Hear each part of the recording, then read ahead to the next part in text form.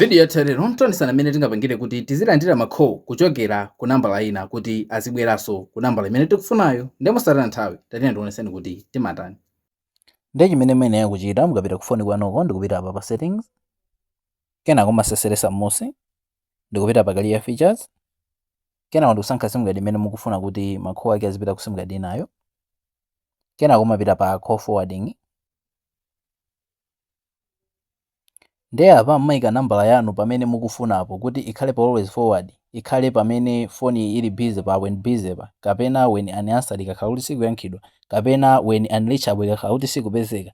Ndi kuti masankha pamene mukufunapo, kenako madinapo ndi ine ndikusankha apa ngati apa pa when unreachable, kenako awa timayikapo phone number yo tingoyesa kuyikapo 00 chonchi nkupanga turn on. Basitu kupanga kwake ndi kumenekoko. Kumbukirani kuti izizi umakapanga ku phone imene ukufuna kuti makho kumeneko azibwera ku nambala imene tikumayika ija.